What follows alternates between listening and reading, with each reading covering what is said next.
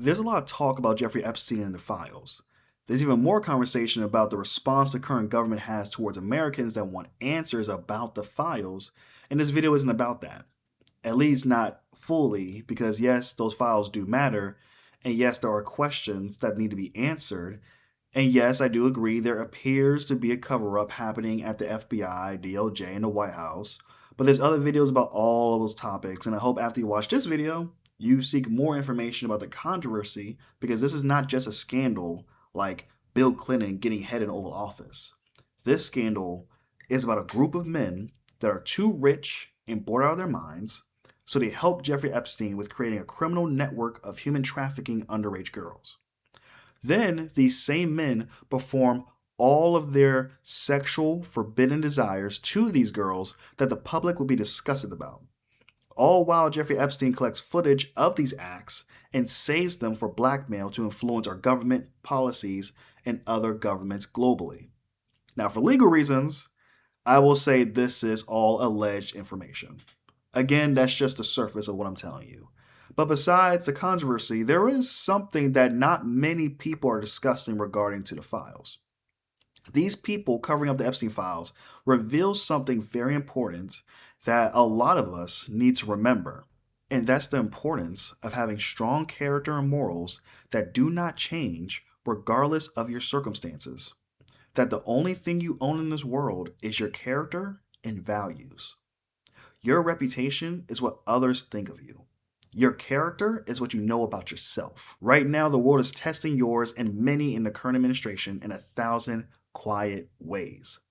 When was the last time you looked in the mirror? And I mean, really looked and felt proud of the person staring back at you. Not your appearance, not your achievements, but the core of who you are when no one else is watching. If you hesitated on that question, you're not alone. Most of us are walking around with a vague sense that something isn't right, that we're not living up to some standard we can't quite name. We feel it in the small moments, like when we say yes, but we know, when we laugh at something we don't really find funny, or when we stay silent about something that matters, but we don't talk about it. Because talking about character feels old fashioned, preachy, irrelevant to modern life. We've been taught that morality is objective, that values are personal, and the only real sin is being judgmental. No, that's not true. And I feel like deep down you know it's not true either. Because here's what's actually happening: we live in curated spaces designed to keep us comfortable and compliant. Your social media feed shows you what you want to see. Your friend groups echo what you already believe. Your workplace rewards you for fitting in, not standing out morally. These aren't accidents. These are systems designed to keep you consuming, clicking, and conforming. They profit from your comfort and die when you develop real convictions. But here's what nobody tells you about comfort: it's where your character goes to die. And character isn't lost in one dramatic betrayal or some life altering moral crisis. That's just Hollywood. Real character dies in the small moments, in the thousand tiny compromises that we make every single day. And it dies when you give a weak okay when you really mean no, but saying no might create conflict. It dies when you laugh at that cruel joke because everyone else is laughing. It dies when you stay silent while someone's being torn apart in the group chat because speaking up might make things awkward for you. These moments feel insignificant because they are individually insignificant, but collectively, they're updates to your moral code. Every time you choose the easy path over the right path, you're teaching yourself that your principles are negotiable. You're programming yourself to be weak when weakness is convenient. You're training yourself to be a coward, is what I'm saying. And one day you wake up and don't recognize the person in the mirror. Your moral compass isn't just pointing in the wrong direction, it's spinning wildly because you neutralized it through years of small betrayal. You've traded your core for social credit, your integrity for temporary comfort, and your self respect for the approval of people that you don't even respect.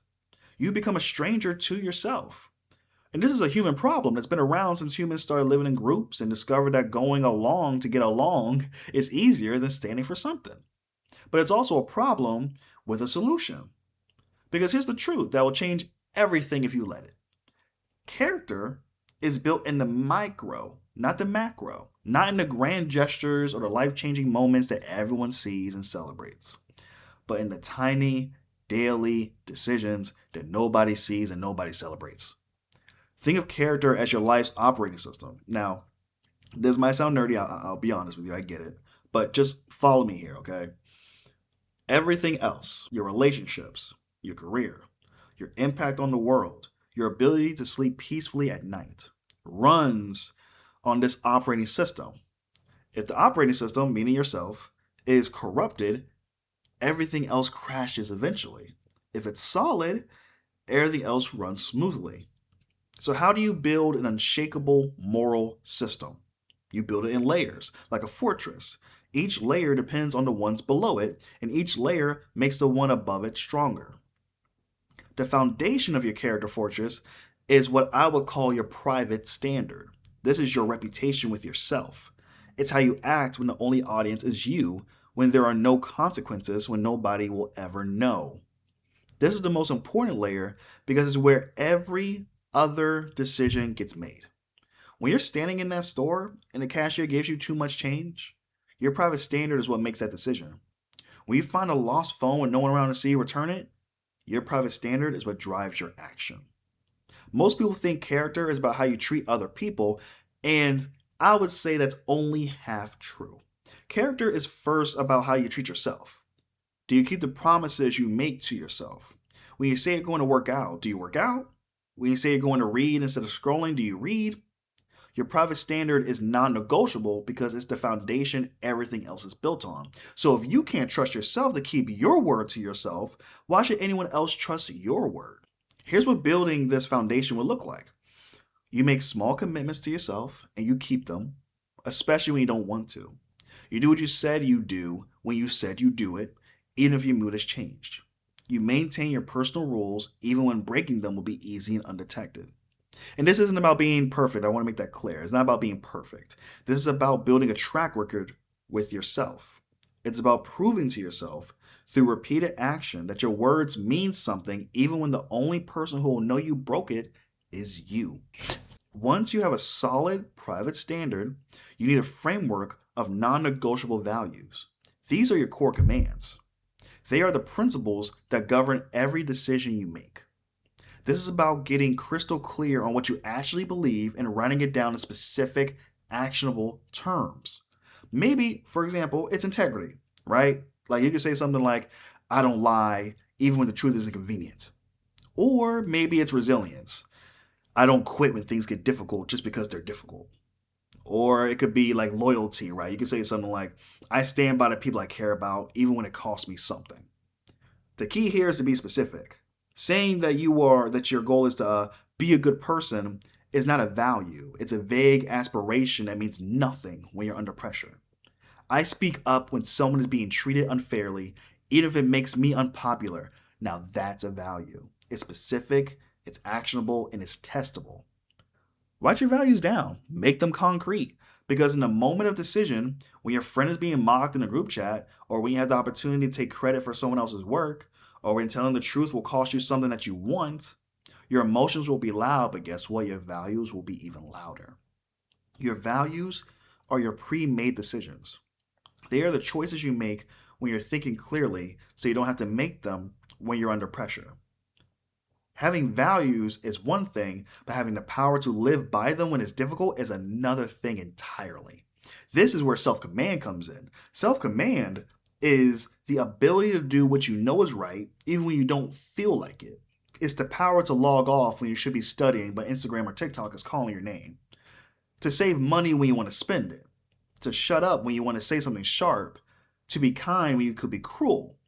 Because most people think strength is about dominance or force, but real strength is restraint. It's having the power to destroy someone with your words and choosing not to. It's having the ability to take the easy path and choosing the hard one anyway. Self command is a muscle. Every time you choose discipline over impulse, you're building this muscle. Every time you do what you said you do when you don't want to do it, you're proving to yourself that your word means something. This is what turns your values from these nice ideas that you have in your head into actual behavior. Without self command, your values are just wishes. With self command, they actually become reality. Finally, we have the training layer. Okay, the training layer is pretty much the daily reps that make character automatic, that turn conscious choice into unconscious habit. Every day, life gives you character reps. The question is whether you're going to recognize them and take them. Right? Here's what a character rep would look like. The cashier gives you extra change. You hand it back. That's a rep. Your friend gets mocked. You defend them or refuse to laugh. That's a rep. You promise yourself you would work out today, but you don't feel like it. But you do it anyway. That's a rep. You're tempted to gossip about someone who's not there to defend themselves. You change the subject. That's a rep. You don't need special circumstances. You just need to recognize the moments and choose to take the rep instead of taking the easy path. Most people wait for the big moment to prove their character, but character isn't built in the big moments. It's revealed in them. It's built in the 1,000 small moments that nobody else sees. Now, building a strong character doesn't mean being rigid or stubborn. That's not what I'm telling you to be. It means being smart about when and how you evolve your principles. Because there's a massive difference between compromising and evolving. Compromising is passive. It's like trading integrity for social credit or temporary ease, right? It's saying, like I said before, it's like saying okay when you really mean no because standing your ground is uncomfortable to you. Compromising feels like losing something. Evolving is active. It's a conscious, deliberate improvement based on new wisdom or expanded awareness. Evolving feels like you are gaining something. So then you're probably wondering, well, then when should you evolve your character? And the answer to that question is when you gain genuine wisdom that shows you a better way to live your values. Maybe your understanding of loyalty matures from blind loyalty to principled loyalty. Maybe your sense of justice evolves from being like a passive disapproval to an active intervention. When you evolve right, you don't delete your old values, you integrate them into something more sophisticated. But the evolution has to be a decision, it's not a drift. You have to be able to name the outdated value and its replacement. So the test I would recommend is simple. Are you changing because you've learned something that makes you more capable of living your values? Or are you changing because living your values has become inconvenient for you? So that's really what I want to say, but I know you're probably wondering this is a lot of theory, so where's the practical advice at? So don't worry, I'll give you some practical advice here. I'm going to give you 3 questions here, okay? Question 1. At the end of today, can you look in the mirror and hold eye contact with yourself? What feeling comes up? Pride, discomfort, indifference, like you feel a little neutral, like you don't feel one way or the other? Your immediate emotional response tells you everything that you need to know about your current character baseline. Question 2. Think of the person in your life with the strongest moral compass. Now imagine that they watched your entire day. When do you think they would have given you that subtle, disappointed look? This question would help you a lot, actually, to see that your actions from a perspective of someone else whose moral opinion you trust. And then question 3 I would give you is, if a video of your worst moment today went viral tomorrow with your name attached, would you be okay with that? Because this is about seeing if you're living up to your own standards consistently. Now, if you feel that you're the most principled person in your circle, guess what? You're in the wrong circle. If you're the least principled, then guess what? You have 2 choices. You either step up or you step out. And guess what? If you're into reading, whether it's fictional or non-fictional, I have some books that I think everyone should check out to learn more about this type of stuff. And don't worry, most of these books you can get for free if you check your local library because we're all trying to save money here. So I would start my essential readings, I would say meditations. Just Google meditations journal and you'll find it. It's the private journal of the most powerful man in the ancient world writing about duty and integrity. A really good read. I'll put everything in the description anyway. Man's Search for Meaning by Viktor Frankl. That book will show you what character looks like under ultimate pressure. So those 2 books are really good non-fictional stories, just to get non-fictional books to really just get you going. Now, if you're someone who doesn't really care about those self-help books and nonfiction and reality, and you want to get into like fantasy and different world setting, but still get that same type of message about character and what that really means, then I got 2 stories for you. Okay, the first one is called The Remains of the Day by Kuzao Ishiguro. I apologize if I did not say the name right. This is the ultimate novel about the quiet corrosion of a private standard. It follows this guy named Stevens. He is an English butler whose entire identity is built on a code of dignity, loyalty, and restraint.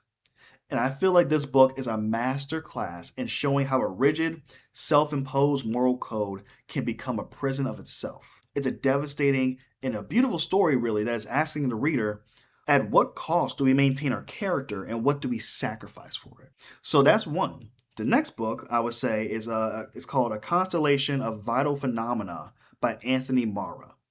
This is set during the Chechen Wars, I believe it's called. This is the war between like Russia and the Chechen Republic of Ichkeria. I want to say that right. I hope I got that right. But it was a war between these two countries from the late 90s to the late 2000s. This novel basically just asks the question about what does goodness look like in hell? Because it follows a desperate group of people, a failed doctor, a young girl, and I think it was a haunted surgeon. They're thrown together in this hospital. And their choices throughout the story aren't really between good and evil, but between terrible and slightly less terrible. So it shows character being forged not in grand heroics, but in tiny, desperate acts of preservation, kindness, and finding meaning in utter sadness. It's about really the resilience of the human spirit and the moral choices that define us when all of our structures have collapsed. So, I will say, if books do feel overwhelming for you, you're just not a reader, and that's fine, it's understandable. Then, if you're someone who likes watching YouTube videos all day, every day, I recommend PhilosophyTube. On YouTube, it is an excellent alternative for you. And links for all of these suggestions will be in the description box below, just in case.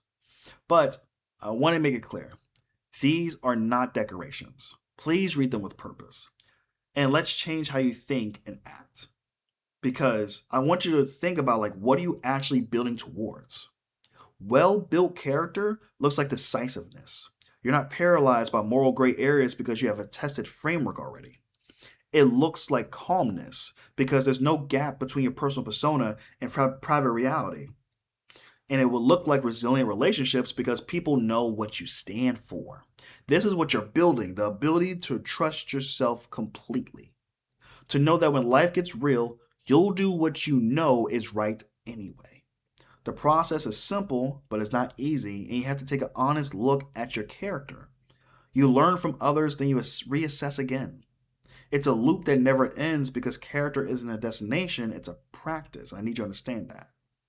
So stop asking yourself, am I a good person? Because that's just a trap that you're setting yourself up for. Start asking yourself something more deeper than that, which is, would the 10-year-old me be proud of that choice? Am I turning a limitation into a principle? These questions have real answers and lead to real action. And this is the last thing I'll say, and I'm about bounce. I've been talking to you guys this whole time. Character is not a perfect, static statute that you build once and admire forever. It's a living, adaptable tool, your most important tool. It's what determines how you'll use every other resource you're given: your money, your time, your strength, your voice. So it doesn't matter if your job is in tech or trade or school or the White House. Character isn't built in the declaration, it's forged in repetition. Proven in the moment no one else sees when you do the right thing simply because it's right.